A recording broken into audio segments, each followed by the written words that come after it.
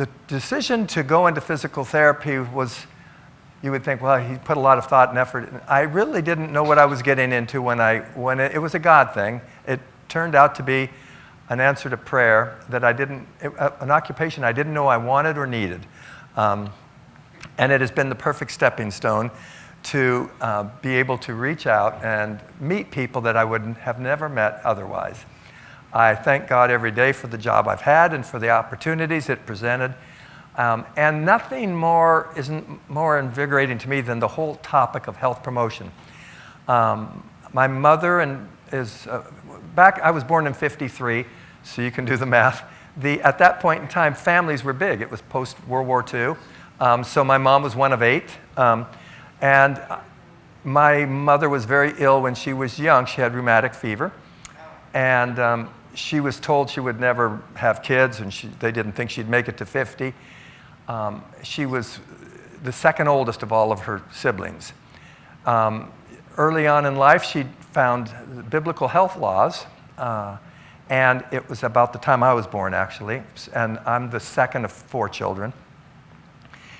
And all of my aunts and uncles, none of them had heard any of these, and none of them followed them. So what I ended up with is losing 3 of my 4 grandparents before I have no memories of them.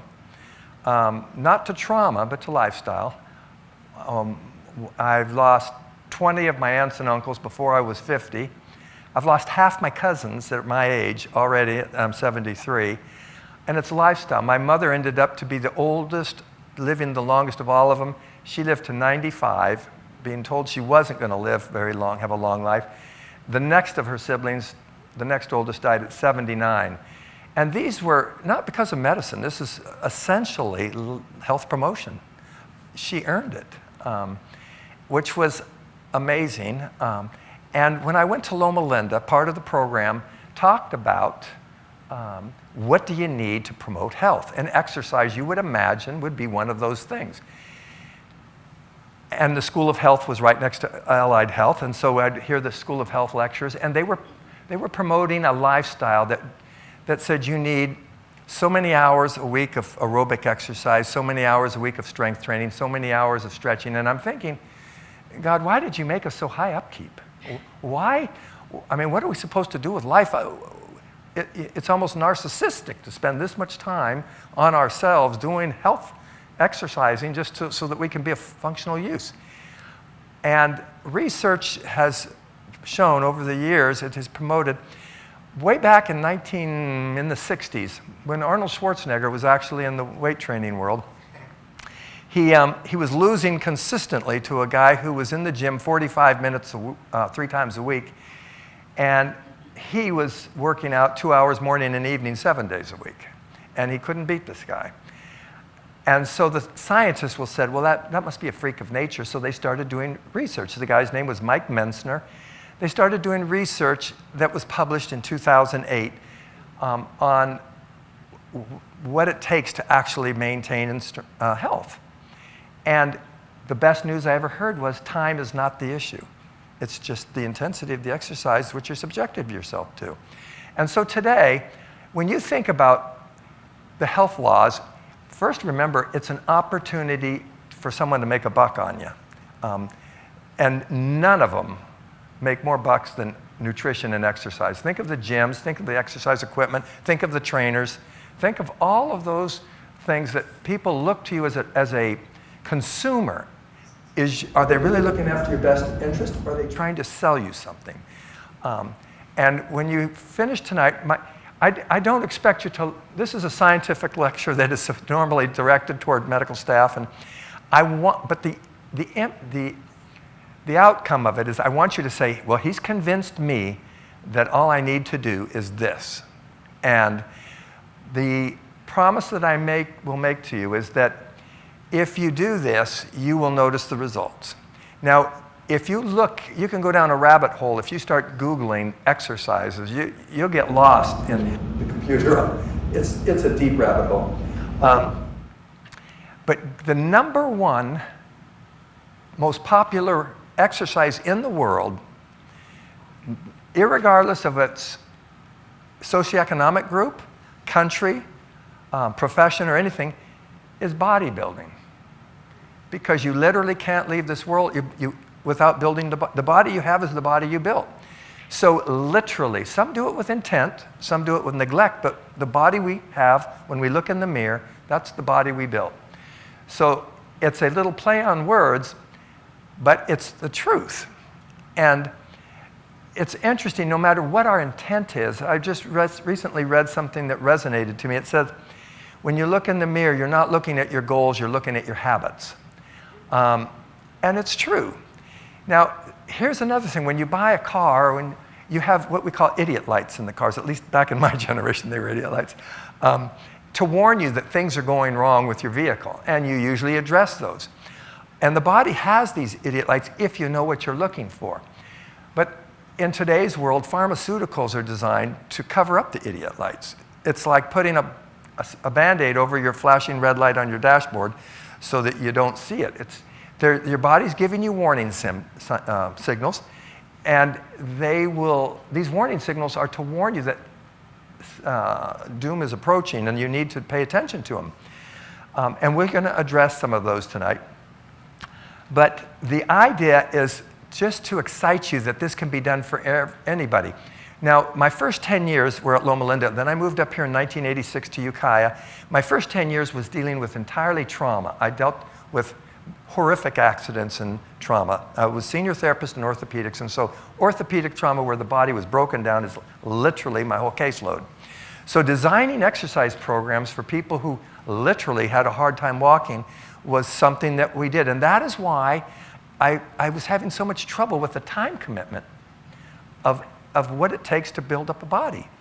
And I recognized that, I'm trying to sell us to this program to people, and I couldn't do it in good faith because I'm recognizing if I really believed that this was a program that was going to benefit you, I'm actually telling you, please put life on hold and do this. Don't be with your kids, don't be with work, don't do life. Do these exercises. And that's a high calling to have to answer to. I'm literally taking you out of life. So when you look at a healthy person, the question should never be in your mind, what does it take to look like that? It should be, what's the least I can do to look like that and function like that?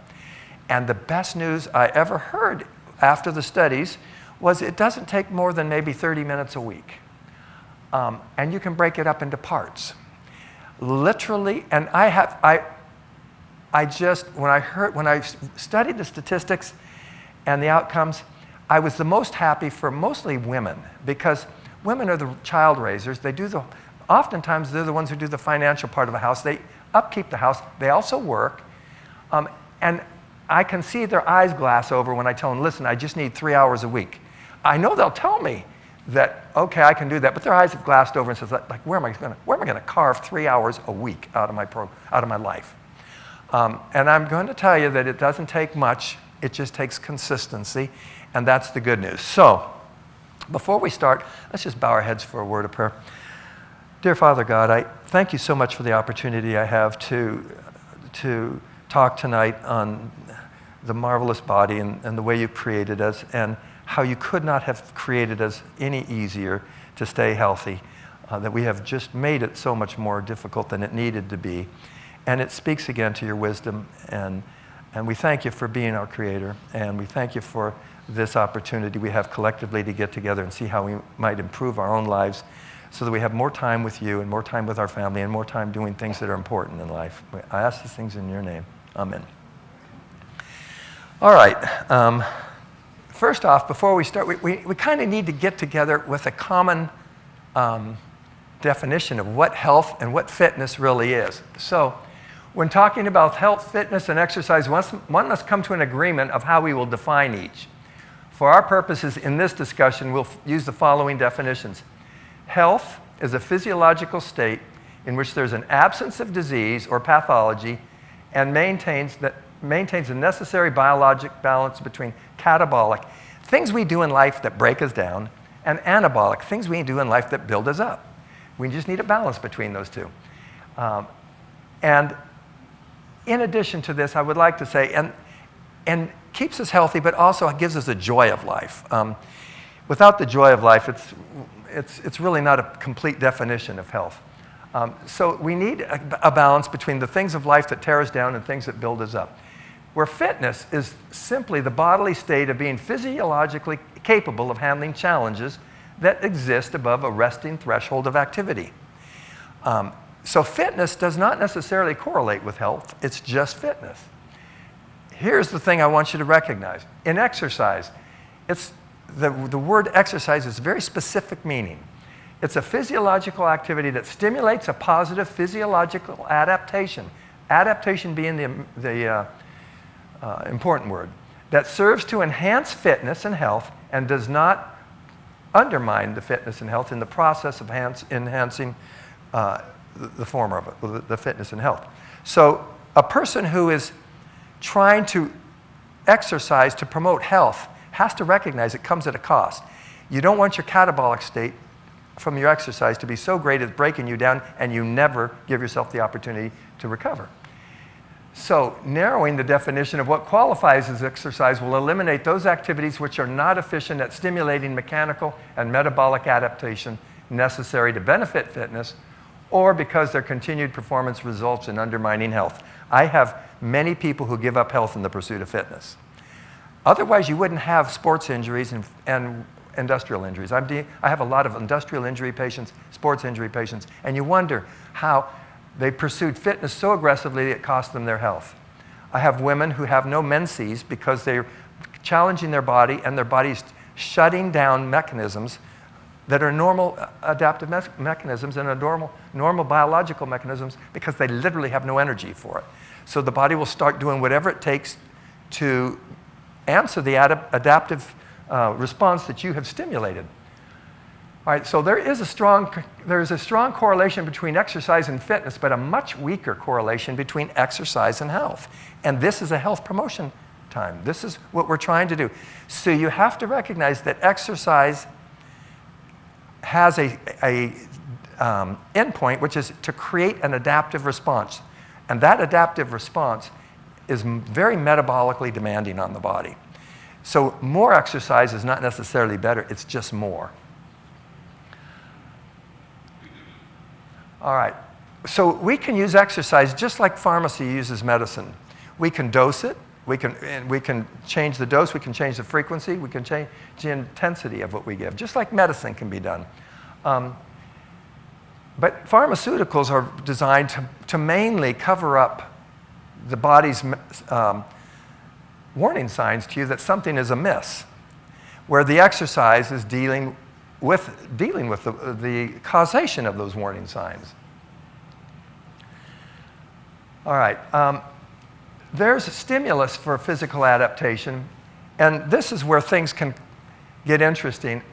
The variable that influences positive adaptive changes to our physiology is not the time we're subjected ourselves to the exercise, it's the intensity. So I can walk from here to Ukiah, and it might be considered an adaptive exercise. It would only be considered an adaptive exercise if it was all I could do to get there. What if I could have walked all the way to Santa Rosa? Walking half of what you're capable of doing, it would stimulate activity in the body, but it wouldn't cause you to adapt much because you didn't stress yourself. If you're only working at half of what you're able to do, your body is not required to adapt to that, to make a muscular dynamic change. Adding muscle to the body is something that we can't wish into place. It's something we have to earn. Muscle is the great currency of health in the body. It has a lot of effects, which we'll deal with in just a minute. But the body will recruit the muscles as it meets the demand. There's specific things that must happen in place for the body to actually recognize and it needs to adapt and create muscle.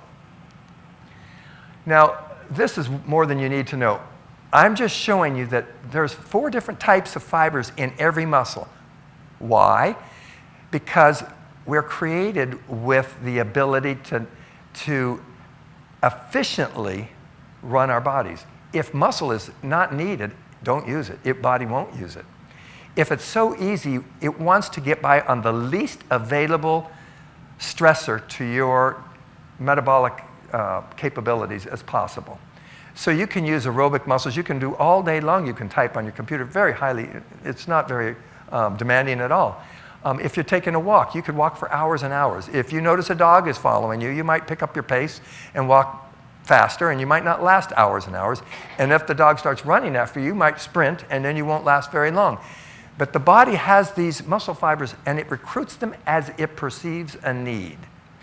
Now, in the bodybuilding world, in strength training world, the need is they just give you heavy weights to work. The heavier the weight, but what you end up doing is challenging the body and leaving a lot on the table. In other words, you've created a demand by lifting a weight that you can maybe do for 20 seconds. But if that weight hadn't been so heavy, it might have been 40 seconds. You might have done 60 seconds. You might have done a minute and a half if the weight was not so heavy.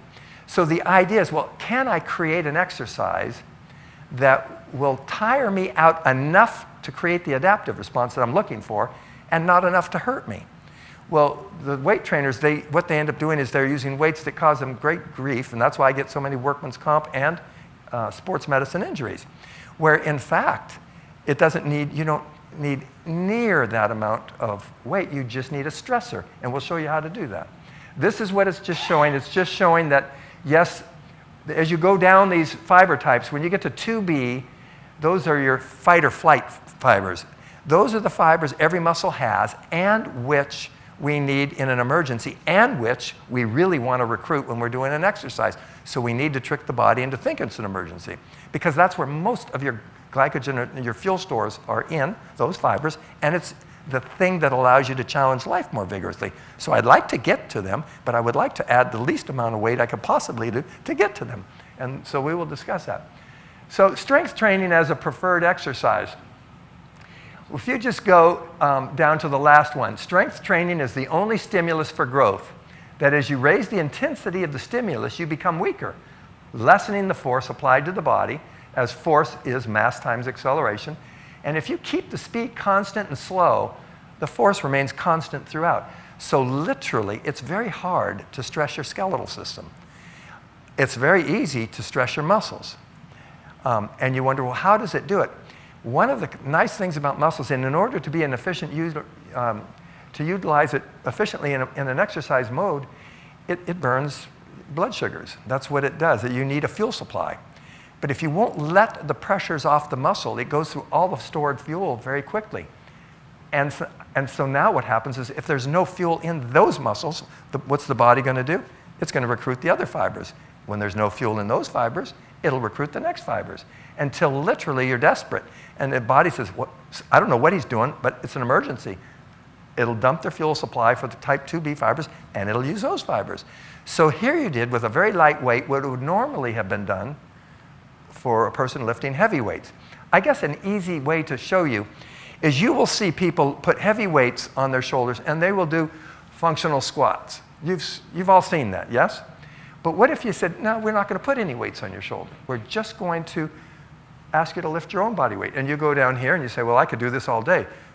But what if I don't let you come back up? What if I'm just sitting there and I say, well, you only have so much fuel in those muscles. And as the fuel gets burned up, your body's going to start recruiting the other fibers. And that's all it takes. It's body weight. Well, the joint said, thank you so much. Muscle said, oh, I hate you. But the result will be you will develop great strength with least amount of potential for hurting yourself because you didn't stick weights. Think about failing, going to failure with weight on your shoulder. That's a gym I don't want to be in when that person goes, because he's going to take out a bunch of people. He's going to fall back.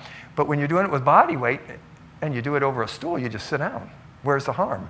And because you have a safety bailout point, you'll say, I can do this, and I'll go to a high level of tired because I'll just sit down. What's the hurt? And therein is the ease of this program. So strength training does not have to require a lot of equipment. It doesn't have to require a gym. It just needs a stressor. You need a stressor for the body part. Now, proper dose.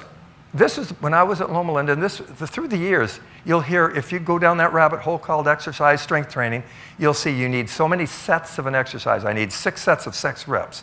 Where was the science in that? Why 6 reps? Why? Well, because a bodybuilder did that, and look at the results he got. The analogy I would use, if you shot me in the forehead with a 9mm gun, once, twice, 3 times, 4 times, 5, what am I deader at? When the bullet did its damage in the first time, it stimulated what you were trying to do. You ended my life. Well, that's what we're trying to do. We're trying to challenge the muscle so it can't contribute anymore, because once it's challenged, now what? It has to make an adaptive response. Now you're going to give yourself a little rest and do it again. You've already created the adaptive response. So energy that would have gone into making an adaptive change, like muscle strengthening, goes into doing more exercise. That's why people are chronically injured, because yes, you stimulated it, and had you given yourself adequate time to recover, you wouldn't have been hurt, but you asked it to do it again and again. We are not immortal. We don't have unlimited ability to adapt to stress. We have limited ability, so we need to play nicely with ourselves. So there's no advantage in multiple sets of progressive or maximal intensity. When the proper stimulus has been achieved, repeating the stimulus is not only helpful, but potentially harmful. In fact, you can see it, and it's so easy to show, and I'll show you how we do that. And the proper timing. The proper timing says all we're trying to do is starve a muscle of its fuel. So we just do the exercises slow, because you can't get away from the effort then. Like if if you say, can you squat? You say, yes, I can squat. But what if I say, I want you to take 10 seconds on the way down, and I want you to take 10 seconds on the way up? Well, now the muscles they're burning fuel the whole time, and they're trying to get away from this, but I won't let them. And so the fuel burn's much greater. And all I'm trying to do, and all the design is trying to do, is starve the muscle of any capability to continue the exercise. And that's by draining its fuel supplies. And it's safest on the joints. So it's one and done. When you know you're only going to do one set, you throw more into it. You say, I can do 3 more seconds. If you were paid by the second, that's what I ask to do. I just say, make believe you're paid by the second. Play in your weak ranges and go until you literally cannot go anymore. So the proper frequency, 1 set. Now the proper frequency, it depends. If you're 18 years old and you have a high metabolic rate, you could get away with maybe every 4 days. But most of us, and that's the thing, when I give a lecture, I have to look and see who's in the lecture. When you get over a certain age, we don't heal quick. So once a week is plenty good. And it works just fine. And you're going to ask me how I know this, and I'll spend a minute on that. But let me just tell you, for the encouraging part, if you do these once a week, it's no big deal. You will find you can do more week to week to week. In the gymnasium, my office is at Redwood Health Club in Ukiah. I don't know if any of you have ever been there, but there's a lot of what I call gym rats or meatheads. They spend their whole life in there. And they laugh at my program when most of my patients are post-op. So I have literal contraindications to overloading joints. I have a lot of shoulder repairs, a lot of back surgeries. And so when I talked to them, I said, okay, well, let me just give you an example. This young lady here has had a shoulder repair, and she has made personal bests for 17 weeks in a row. And I've watched you the last 2 years. You're using the same weight you were 3 years ago. So you're telling me your program is so good you haven't improved in weightlifting in 3 years. And she's made personal bests. And they don't know how to answer that, but they haven't. I asked, when was the last time you made a personal best? She not only made a personal best in that exercise, she has 6 exercises, and she made personal best in all 6 of them for 17 weeks in a row. And there's the difference, is that the numbers don't lie. And I'll show you which numbers we're going to use in a minute. So progress, they count reps. We count time under tension. We just say you have a timer. And if you actually make your exercise last longer than 2 minutes and 30 seconds, it's too easy for you. We have to make it harder. If you're quitting at a minute and 10 because you can't go anymore, you're in the growth state. You've stimulated a response. That's all you need. Now, how do you know how many days a week? Well, you'll try it in 4 days. If your number goes down on that exercise in 4 days, you didn't give yourself enough rest. If it goes up at 6 days is your sweet spot.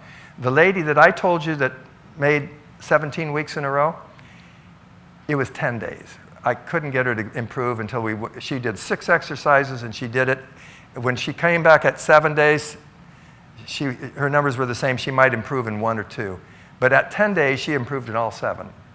And that was the difference. So it's very scientific.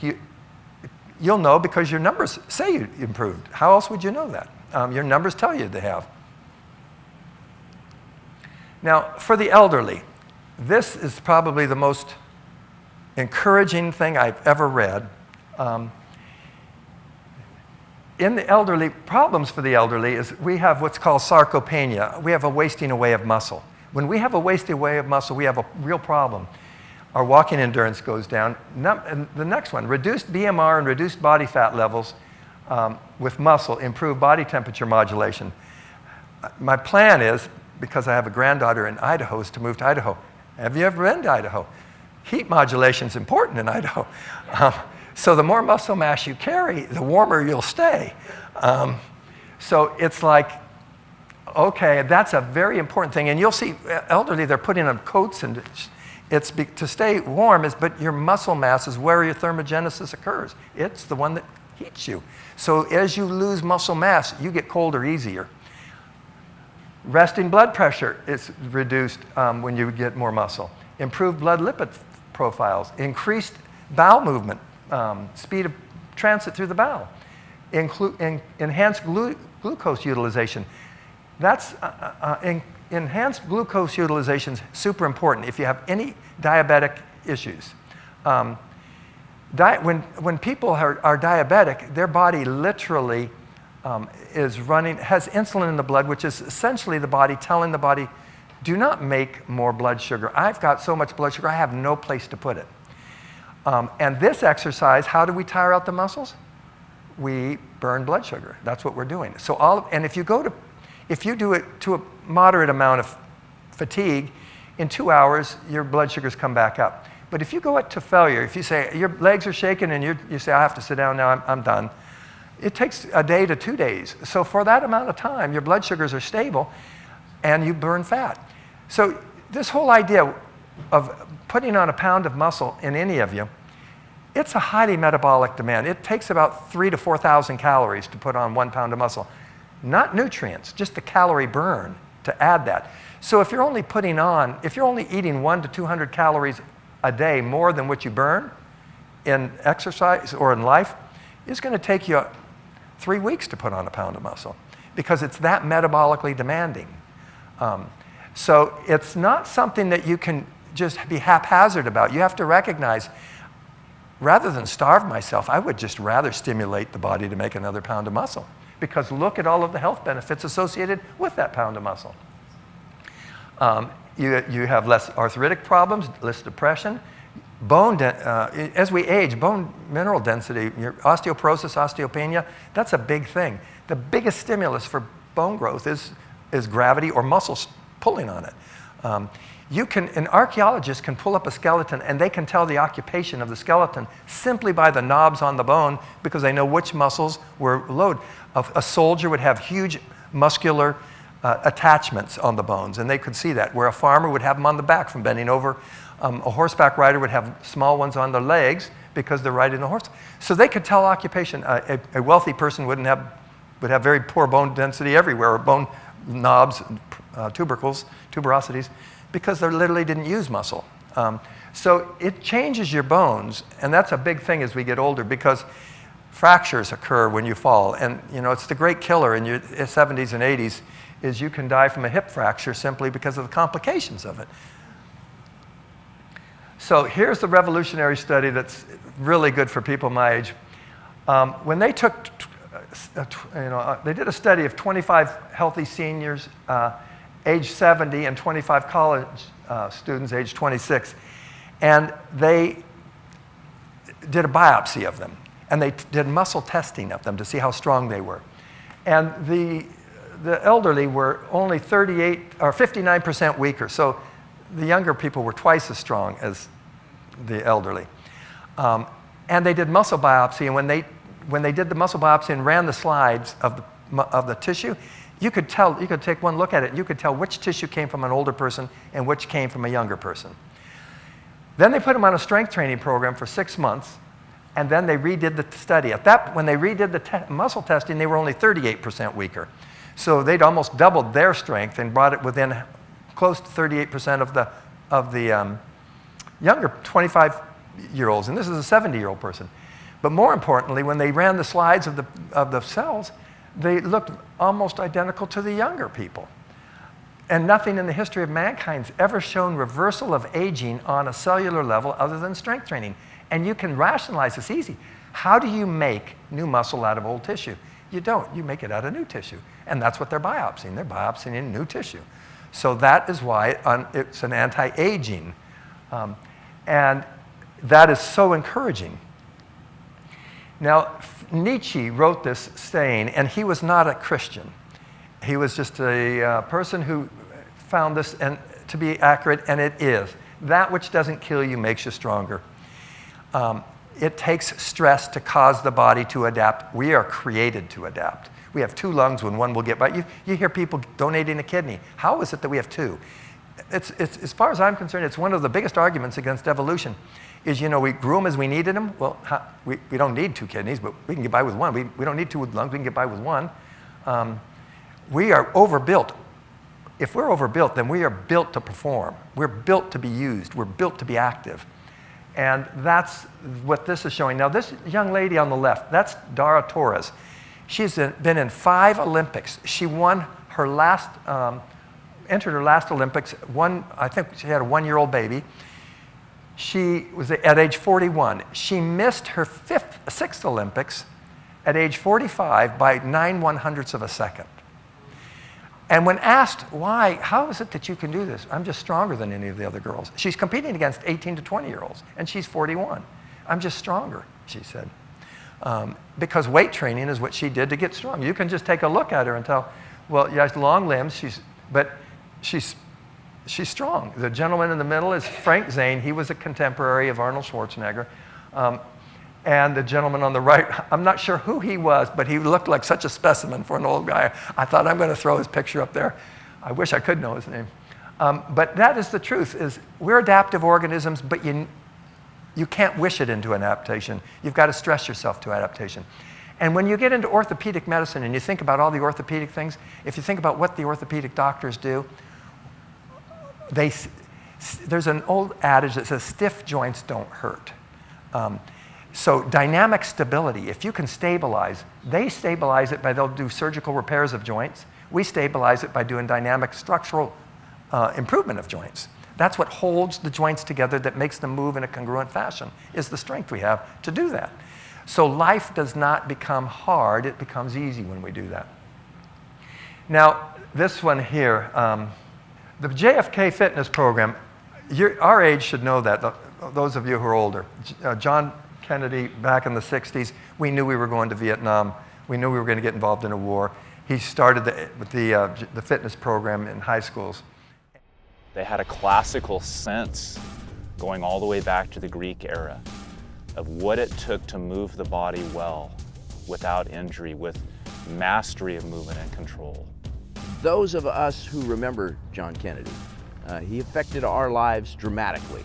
He had a vigor, he had a youth, he had an energy. He took La Sierra High School and made that the poster child of his program to make America a healthy place, because he understood that if America was healthy, physically healthy, it would be mentally, spiritually, emotionally, patriotically healthy. I welcome this opportunity to speak to the people of America about a subject which I believe to be most important, and that is the subject of physical fitness.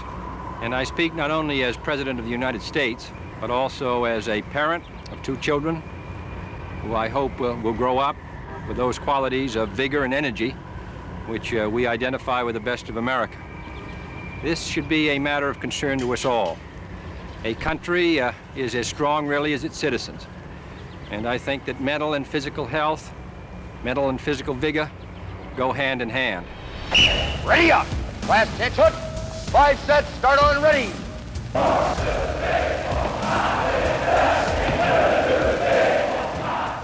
I hope that we will not find a day in the United States when all of us are spectators except for a few who are out on the field. I hope all Americans will be on the field. This is a subject which should be of interest to us all. It is possible for young men to achieve difficult physical feats if they're motivated in the right direction. And I hope when we have seen the astonishing results which we have seen, where we've been able in the short space of 2 and 3 months to change the physical habits and strength of our children, that this will spread to every school district in the United States. That all of us will participate, and in so doing will be better citizens and happier ones. This is a challenge for us all, children, boys and girls, college students, mothers and fathers, and all of us, I think, should welcome it. I hope all of you will join in a great national effort to build a strong and better America through physical effort and through the contributions we can make by the drive and force we bring to our daily lives. Thank you. They show the high school kids going through these programs, hundreds of them. They had their shirts off. There wasn't a pound of fat on anybody back in high school then. They were all doing pull-ups. They were all doing strength training. They did not teach sports in PE. Sports is sports, fitness is fitness. Never the twain shall meet. But since that point in time, in the high schools, we teach sports as a way to get fit, when in fact, they're two totally different things. When I went to Europe in the 1980s, I went to watch for a course on orthopedics and strength training. And when I went there, I found that in their high schools, they didn't do this body fat measurement to see how are you fit. Everyone had to take, how do you handle your weight? Can you climb a rope? Can you climb a ladder? Can you do pull-ups? And they said, yeah, he can handle his weight. Look at, he went to the top of the gym and they do rope climbs, pegboards. We don't even do that. In fact, today, if you're a woman in PE, they don't even expect you to do a pull-up. Where is it written that? You know, avoid disappointment, set your goals low. That's essentially what it is. So this one, if that girl does a pull-up with a girl hanging from her, who has weight hanging from her. And I saw at the gym the other day a 50-year-old girl who did 10 perfect form pull-ups at 50.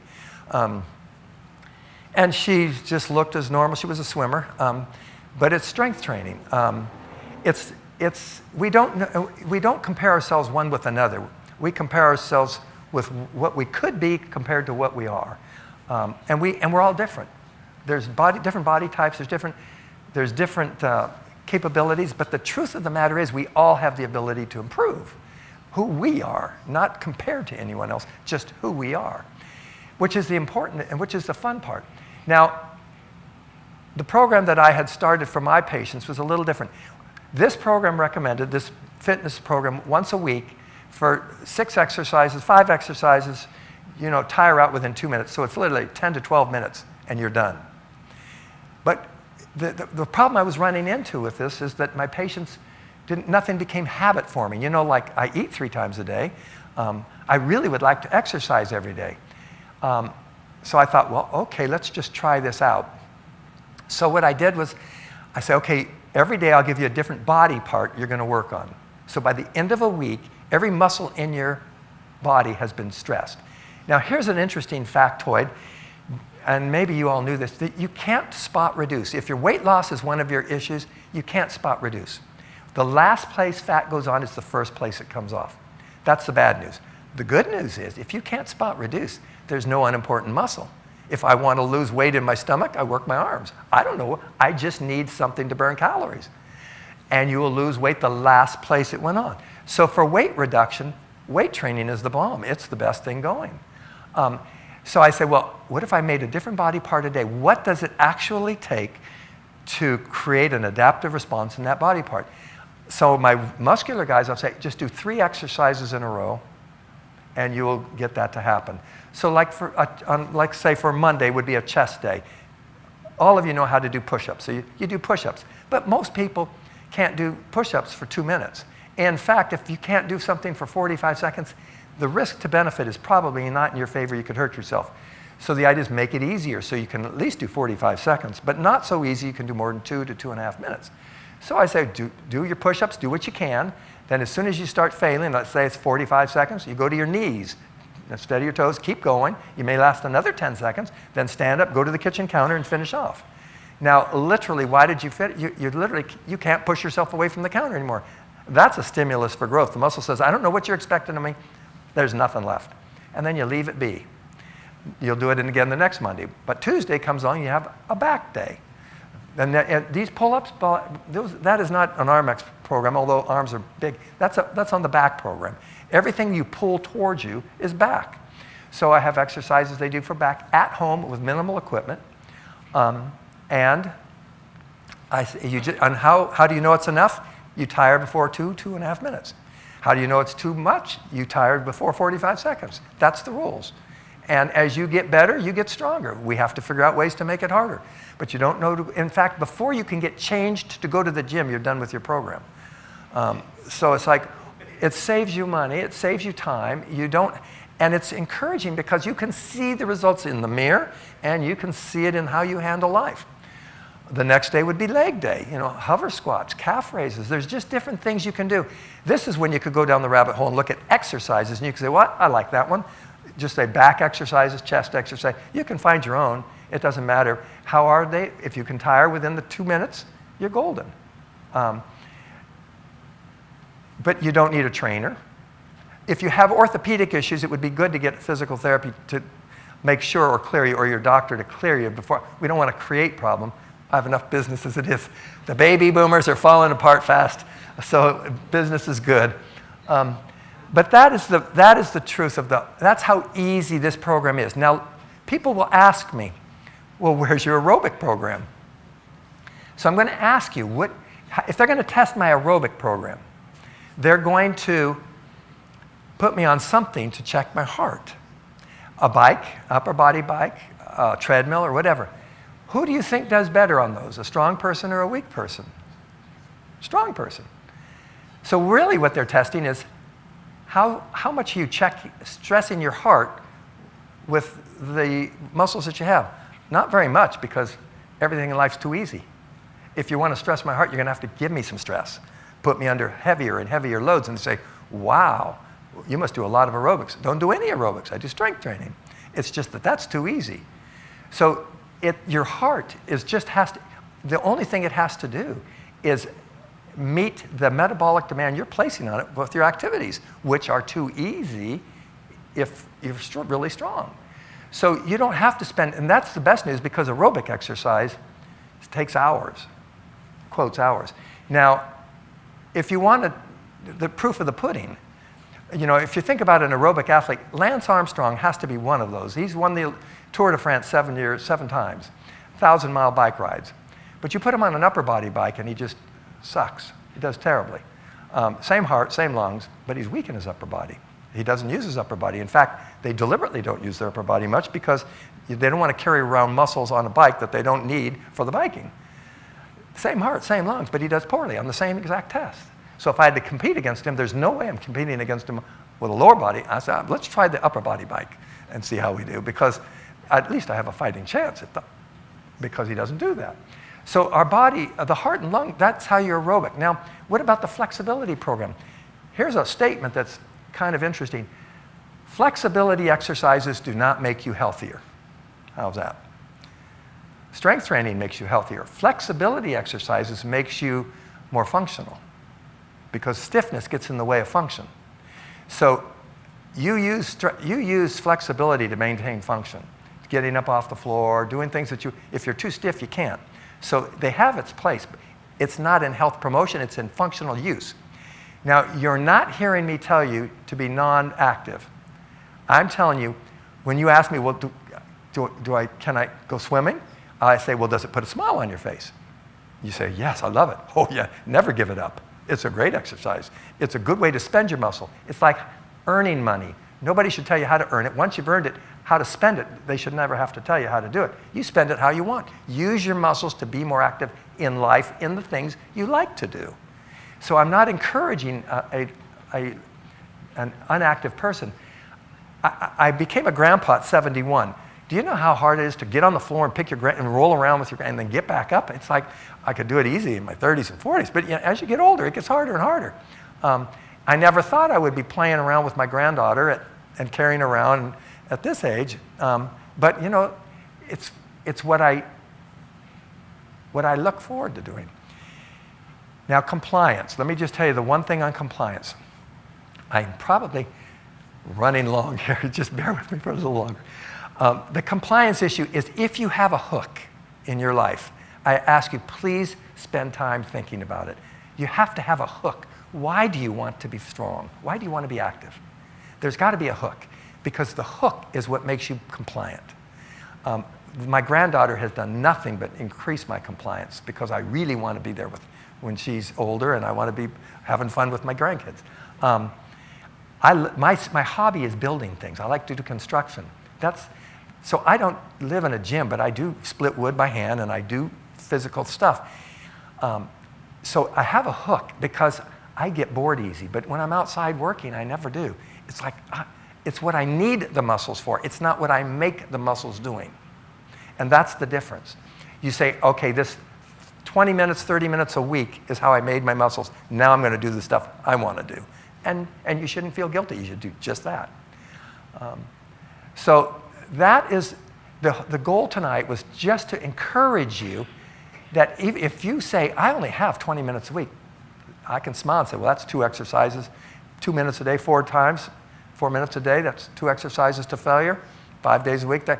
And you say, well, how do I know it works? Let me tell you, by Friday night, you'll probably sit down and you'll find yourself falling asleep because your body's been stimulated, every muscle, to make a pound of muscle, 3,500 calories. It's looking for places to pull calories from for energy to make muscle on you. Now, as we get older, we don't make it as fast, but we still can make it, as that study demonstrated, on a cellular level, the changes.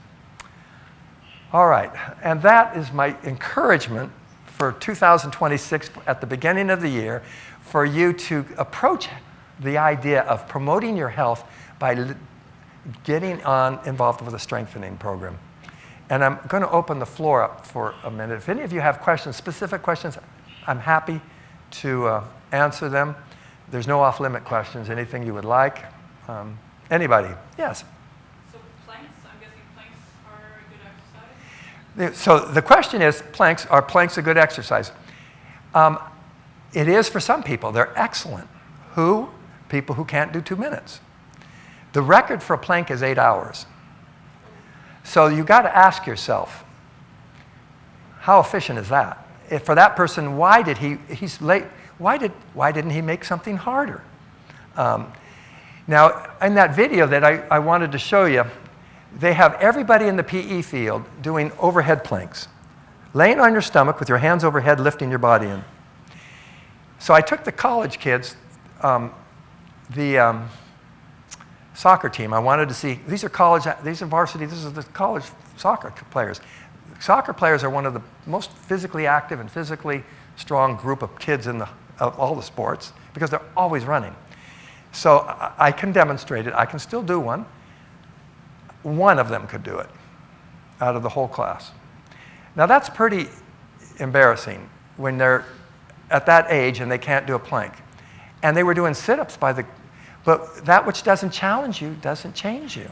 You have to figure out, make it challenging. So planks are good until you can make 2.5 minutes.